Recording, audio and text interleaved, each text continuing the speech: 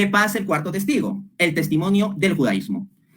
En este debate, Néstor va a querer venderles la idea de que los judíos tenían un canon cerrado antes de Cristo y que era absolutamente idéntico al que hoy en día tienen los protestantes.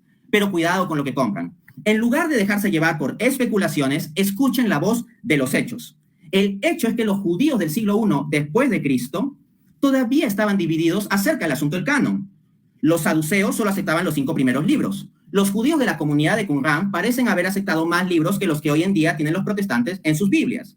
Y los mismos fariseos estaban divididos en escuelas como las de Hillel y Shammai, que discutían cuáles eran los libros canónicos, incluso hasta finales del siglo I después de Cristo. Esto lo acepta el mismísimo Néstor Díaz, cuando dice, abro cita, existió un debate en torno a Esther y Eclesiastés, pero es un debate que se resolvió ya a finales del siglo I después de Cristo. Palabras de Néstor Díaz del 4 de junio de 2022. A confesión de parte, relevo de prueba. Tu propia boca ha testificado contra ti. Segunda de Samuel 1:16. Es más, pido a Néstor que responda de qué siglo es la primera lista judía del canon. Entonces, ¿quieren saber los hechos? Pues bien, resulta que fueron los judíos rabínicos postcristianos y anticristianos los que quitaron los deuterocanónicos en el siglo II bajo la autoridad del rabino Akiva ben Yosef. Por ejemplo, dice el Talmud, fuente judía, los rabinos quitaron el libro del eclesiástico. Miren, ahí están confesando que quitaron un deuterocanónico. Por tanto, al seguir una decisión judía posterior a Cristo, los protestantes están mutilando la palabra de Dios por seguir tradiciones de hombres. Marcos 7:8. De hecho, en el judaísmo del siglo II despreció los deuterocanónicos con exactamente el mismo desprecio que tenían los evangelios. Dice Tofetá Yadayín 2:13, fuente judía. Los evangelios y los libros de los herejes, así nos llaman a los cristianos, no son sagrados. El libro de eclesiástico y todos los escritos luego no son sagrados. Esto lo confirma la enciclopedia judía, que dice que Akiva se opuso a los deuterocanónicos por su, abro cita, deseo de desarmar a los cristianos, sobre todo a los judíos cristianos, que sacaban sus pruebas de los apócrifos. Así llaman los deuterocanónicos. Y resulta que, según Tahán 4:8-27, este Akiva apoyó a un anticristo, a un falso Mesías, el revoltoso Bar Kokhba, diciendo de él, este es el Mesías. Así, en lugar de seguir la tradición cristiana, los protestantes, al rechazar los deuterocanónicos, terminan siguiendo una tradición anticristiana.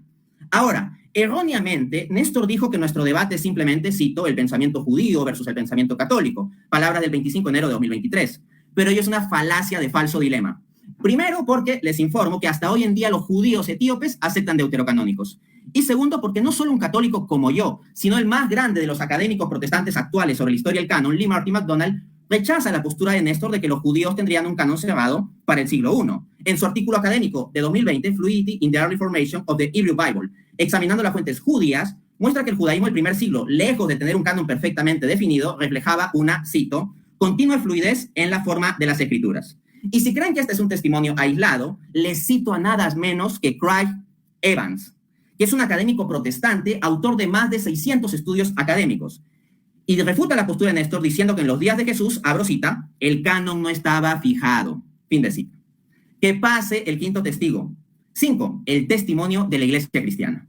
Pese a quien le pese, en este asunto no solo hay que escuchar el testimonio judío, sino también el testimonio cristiano. Sería muy lamentable que por un reduccionismo metodológico arbitrario, ¿no?, algún teólogo pretenda tapar la boca al testimonio cristiano. O tal vez sucede que puede resultar incómoda para la tardía postura protestante la voz de la iglesia primitiva temprana sobre el canon del Antiguo Testamento. De hecho, pido a Néstor que responda de qué siglo es la primera Biblia cristiana que no contuvo ningún deuterocanónico. Pues bien, miren lo que dice el gran académico protestante J.N. de Kelly, uno de los mayores expertos en patrística del planeta. El Antiguo Testamento, admitido como autoritativo, siempre incluyó los libros deuterocanónicos. En los 2 primeros siglos, la iglesia parece haber aceptado estos libros adicionales como inspirados. Fin de cita.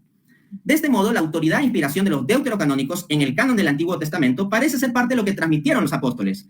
Y son esos judíos, los apóstoles, los que nos deben interesar, no los judíos que condenaron al Mesías. Veamos los hechos. En el mismo siglo I, Clemente de Roma, que fue discípulo directo de los judíos, Pedro y Pablo, habla del libro de Judith deuterocanónico exactamente del mismo modo como a continuación habla del libro de Esther que los protestantes tienen en sus Biblias.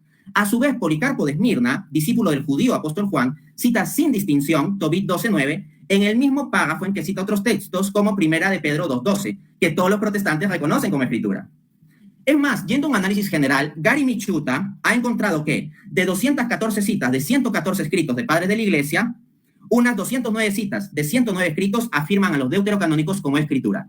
Esto representa un aplastante 98% de los casos. Por supuesto, algunos estarán pensando en excepciones como San Jerónimo, pero resulta que él fue influenciado cerca de 300 años después por rabinos judíos, cristianos, y como apunta el académico protestante Albert Sandberg, PhD, por la Universidad Harvard, abro cita, se ha mostrado que el argumento de Jerónimo cae desesperadamente por los suelos, en tanto se basa en el equívoco de que el canon judío era el canon de Jesús y los apóstoles.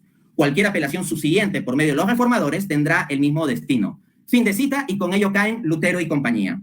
Además, el mismo Jerónimo obedeció a la iglesia, como dice en su prefacio a Tobit, libro deuterocanónico. Los judíos nos critican por traducir algo contrario a su canon, pero es mejor ser juzgado por la opinión de los fariseos que agraviar el mandato de los obispos. Así pues, la postura católica sobre el canon del Antiguo Testamento está muy bien,